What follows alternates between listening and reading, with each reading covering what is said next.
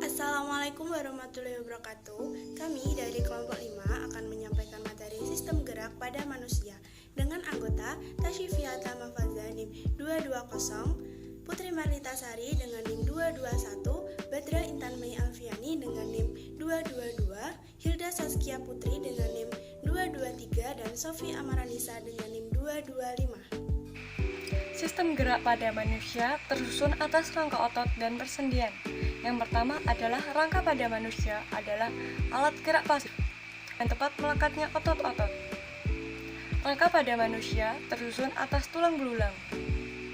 Berdasarkan bentuknya, tulang dibagi menjadi 3. Yang pertama adalah tulang pipa. Tulang pipa memiliki ciri panjang, berongga, dan seperti tabung. Contohnya adalah tulang paha dan tulang lengan. Bentuk tulang yang kedua adalah pipih. Cirinya pipih dan seperti lempeng. Contohnya adalah tulang-tulang yang membentuk kepala. Bentuk yang ketiga adalah tulang pendek. Ciri-cirinya tulang pendek adalah bentuknya kubus atau tidak beraturan dan pendek. Contohnya adalah pada ruas penyusun tulang belakang. Tulang penyusun rangka tubuh kita tersusun atas tulang kepala, rangka badan, tulang anggota gerak.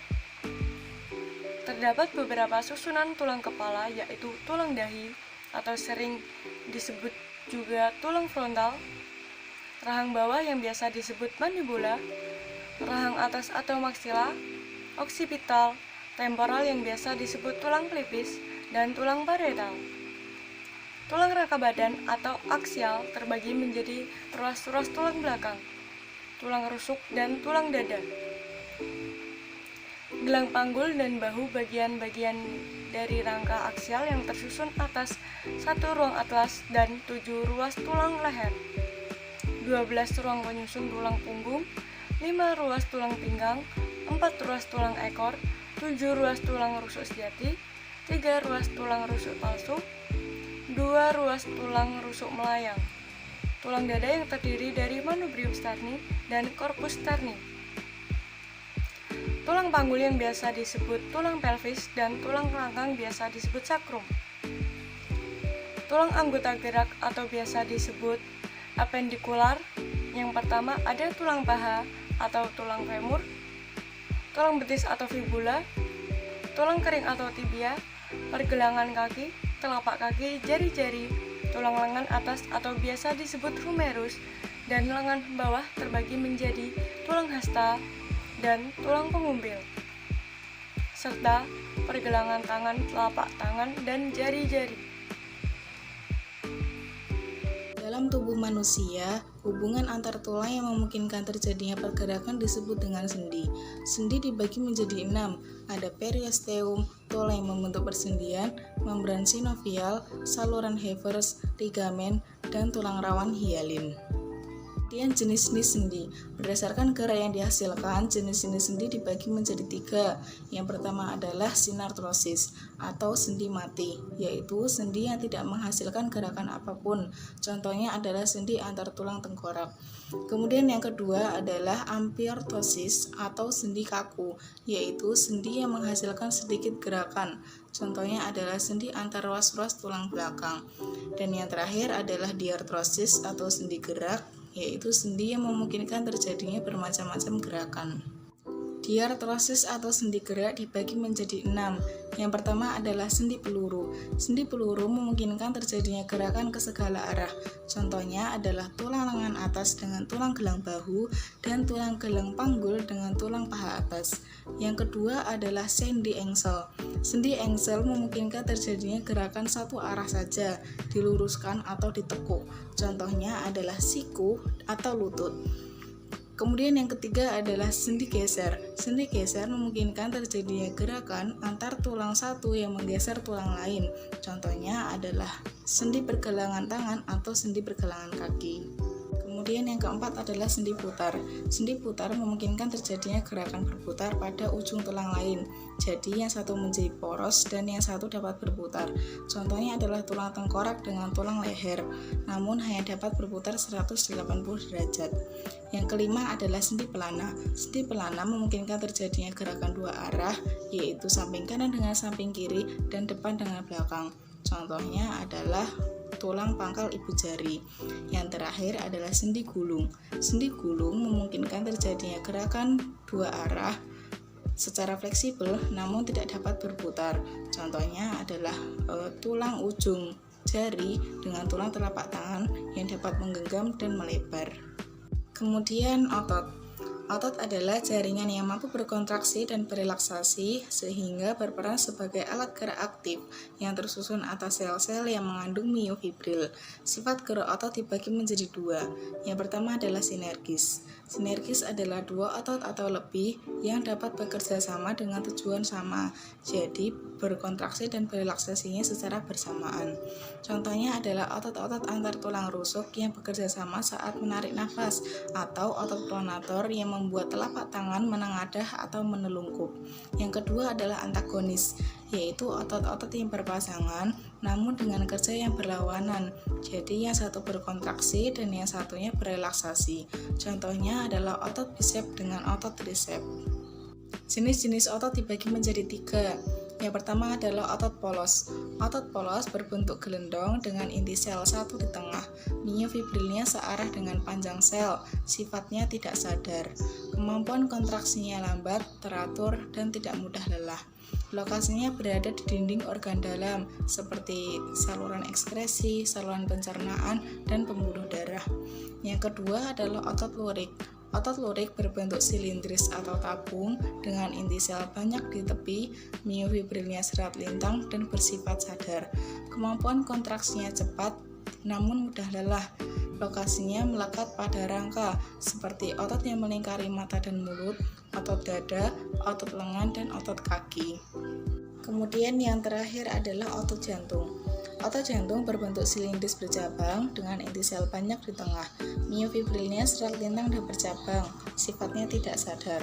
Kemampuan kontraksinya lambat dan tidak mudah lelah. Letaknya berada di dinding jantung. Untuk lebih mudah membedakannya bisa dilihat pada tabel berikut ini. Di sini saya ingin menjelaskan alat gerak aktif dan pasif pada manusia. Yang pertama yaitu alat gerak aktif pada manusia berupa otot. Otot merupakan alat gerak aktif yang menempel pada rangka dan tersusun atas jaringan otot. Otot adalah alat gerak aktif karena memiliki kemampuan untuk berkontraksi dan berelaksasi. Otot memiliki 3 jenis sifat yang harus kamu ketahui, yaitu yang pertama, kontraktilitas atau otot bisa memendek ketika kontraksi. Yang kedua, ekstensibilitas, otot bisa memanjang ketika berelaksasi. Yang ketiga, elastisitas, yaitu kemampuan otot untuk kembali bisa ke ukuran semula. Sifat-sifat ini yang membuat otot bisa berfungsi sebagai alat gerak aktif yang nantinya akan bekerja sama dengan alat gerak pasif. Contoh alat gerak aktif pada manusia yaitu berjalan, berlari, mengangkat, kemudian menggerakkan jantung, mengalirkan darah, menggerakkan tulang atau rangka, membantu proses pencernaan, reproduksi manusia, serta pernapasan atau respirasi. Yang kedua yaitu alat gerak pasif pada manusia. Alat gerak pasif pada manusia yaitu manusia tidak dapat melakukan pergerakannya sendiri. Alat gerak pasif pada manusia yaitu berupa rangka atau tulang. Rangka atau tulang ini tidak akan bisa bergerak tanpa adanya otot, maka tulang disebut alat gerak pasif. Rangka atau tulang tersusun atas tulang rawan dan tulang sejati. Tulang rawan ini tersusun atas sel kondrosit yang berasal dari kondroblast dan mensekresikan matriks yang disebut kondrin. Contoh tulang rawan yaitu tulang pada saluran pernapasan, tulang pada ujung rusuk, daun telinga, dan epiglotis. Tulang sejati kemudian tersusun atas sel osteosit yang berasal dari osteoblast dan mensekresikan matriks yang disebut osteon. Contoh tulang sejati yaitu tulang paha, tulang elegan, tulang belikat, tulang tengkorak, dan tulang pengumbil. Meski kokoh dan kuat, tulang tidak dapat bergerak tanpa adanya alat gerak aktif. Tulang memberikan peranan besar bagi sistem gerak pada manusia. Fungsi tulang yaitu memberikan pergerakan tubuh sehingga manusia dapat beraktivitas, memberikan bentuk pada tubuh dan menopang tubuh, melindungi organ pada manusia, serta sebagai tempat menyimpan mineral. Untuk yang selanjutnya yaitu gangguan dan penyakit pada sistem gerak. Yang pertama, gangguan dan kelainan pada tulang. Gangguan pada tulang merupakan gangguan retak dan patah tulang yang disebabkan oleh beberapa hal, seperti faktor nutrisi maupun kecelakaan. Dalam gangguan ada beberapa kelainan yakni yang pertama, rakitis. Rakitis merupakan keadaan tulang kaki kurang keras sehingga bengkok seperti huruf O atau X. Itu bisa terjadi karena tubuh kekurangan vitamin D dan zat kapur atau kalsium, sehingga tulang menjadi keras. Yang kedua yaitu fraktura. Fraktura biasanya disebabkan oleh faktor kecelakaan. Jika tulang yang patah keluar dari permukaan kulit disebut patah tulang terbuka. Patah tulang terjadi ketika jaringan tulang mengalami gaya tarik, tekan, atau geser yang melebihi kekuatannya. Yang ketiga yaitu skoliosis, lordosis, dan kifosis. Itu merupakan gangguan tulang punggung yang membengkok akibat kebiasaan sikap duduk yang salah. Keadaan tulang punggung membengkok ke depan disebut lordosis. Tulang punggung yang membengkok ke belakang disebut kifosis. Sementara tulang punggung yang membengkok ke kiri dan ke kanan disebut skoliosis. Yang keempat yaitu osteoporosis, merupakan suatu keadaan di mana tulang menjadi rapuh dan mudah patah. Hal ini terjadi karena lambatnya osifaksi dan penghabatan reabsorpsi bahan-bahan tulang. Osteoporosis terjadi karena ketidakseimbangan hormon kelamin pada pria dan wanita, kurangnya asupan kalsium serta vitamin. Yang kelima yaitu artistik rematik. Artistik rematik merupakan keadaan di mana sendi tidak dapat digerakkan. Ini terjadi karena tulang rawan yang ada di antara kedua sendi mengalami kemunduran dan digantikan dengan bahan kapur yang lebih keras. Penyakit ini disebabkan oleh faktor keturunan. Untuk yang kedua yaitu gangguan dan kelainan pada otot. Ada beberapa gangguan dan kelainan pada otot, yakni yang pertama polio. Polio merupakan penyakit yang disebabkan oleh virus pada sistem saraf. Dampak penyakit polio bisa menyebabkan kelumpuhan. Polio dapat dicegah dengan imunisasi saat balita. Yang kedua yaitu kaku leher atau stiff, merupakan suatu kelainan yang terjadi pada peredaran otot leher. Penyakit tersebut disebabkan oleh salah satu gerakan atau adanya hentakan pada leher. Dampaknya menyebabkan kaku leher yang biasanya disertai rasa nyeri. Untuk yang ketiga yaitu kelelahan otot. Kelelahan otot adalah suatu keadaan di mana otot tidak mampu lagi melakukan kontraksi sehingga mengakibatkan terjadinya kram otot atau kejang-kejang. Itu karena otot terus-menerus melakukan aktivitas sehari-hari. Untuk yang ketiga yaitu gangguan persendian. Gangguan persendian terjadi karena sendi tidak berfungsi dengan normal. Jenis gangguan sendi dikelompokkan menjadi 4. Yang pertama, dislokasi. Dislokasi merupakan gangguan yang terjadi karena pergeseran tulang penyusun sendi dari posisi awal karena jaringan ligamen yang sobek atau tertarik. Yang kedua, terkilir atau kesleo, merupakan gangguan karena tertariknya ligamen sendi oleh gerakan tiba-tiba atau gerakan yang tidak biasa dilakukan.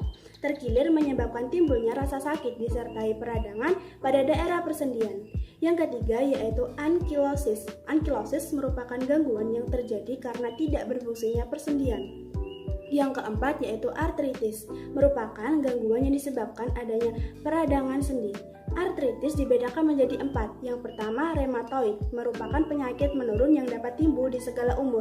Penyakit ini ditandai oleh jaringan penghubung yang tumbuh di dalam sendi dan kemudian mengeras. Akibatnya, kedua tulang pada sendi menyatu sehingga tidak dapat digerakkan.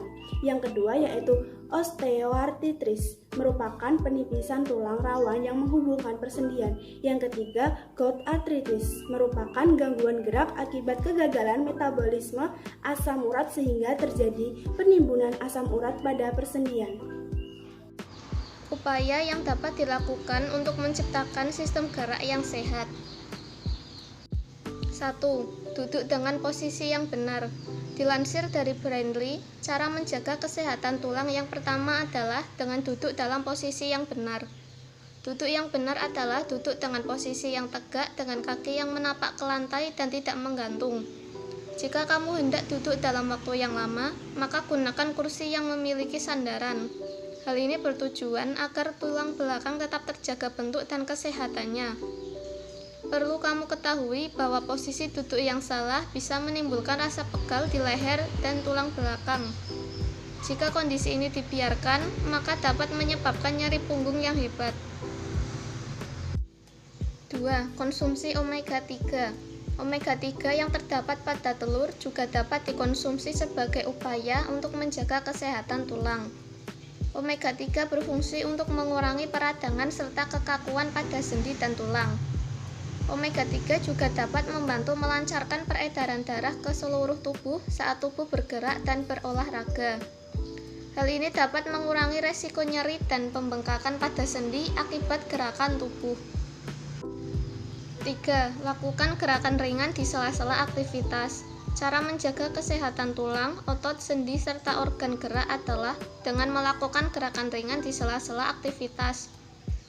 Jika kamu memiliki aktivitas kantoran yang mengharuskan duduk selama berjam-jam, maka sempatkan untuk melakukan gerakan ringan di sela aktivitasmu. Lakukan gerakan ringan seperti memutar tubuh, berjalan-jalan di ruangan, jalan atau lari di tempat, serta menggelengkan kepala. Aktivitas-aktivitas tersebut sangat baik untuk memelihara dan menjaga kesehatan tulang agar tetap sehat meskipun harus duduk lama. 4. Konsumsi makanan dengan kadar kalsium tinggi. Kalsium merupakan nutrisi yang sangat diperlukan oleh tulang untuk menjaga struktur tulang agar tetap kokoh dan kuat. Perlu kamu ketahui bahwa kekurangan kalsium dapat menyebabkan menurunnya kepadatan tulang yang berisiko pada terjadinya patah tulang. Oleh karena itu, setiap orang wajib memenuhi kebutuhan kalsium harian berdasarkan usianya. Orang dewasa membutuhkan kurang lebih 1000 mg kalsium per hari. Kadar tersebut dapat dipenuhi dengan mengonsumsi berbagai makanan yang mengandung kalsium tinggi, seperti keju, susu, bayam, tahu, salmon, kubis, kale, dan ikan sarden. 5. Perhatikan asupan protein. Cara menjaga kesehatan tulang selanjutnya adalah dengan memperhatikan serta memperbanyak asupan protein ke tubuh. Tidak hanya vitamin D dan kalsium saja yang baik untuk tulang, protein pun memiliki manfaat dan fungsi yang baik untuk tulang. Orang yang mengonsumsi lebih banyak protein dapat terhindar dari resiko osteoporosis serta patah tulang di usia lansia. 6. Cukupi asupan kalori dan gizi seimbang. Cara menjaga kesehatan tulang selanjutnya adalah dengan mencukupi asupan kalori serta gizi seimbang setiap harinya. Tubuh, khususnya tulang, membutuhkan asupan kalori yang tercukupi setiap harinya. Kalori serta gizi yang seimbang dapat menunjang kesehatan tulang serta mencegah keluhan tulang seperti osteoporosis dan sejenisnya.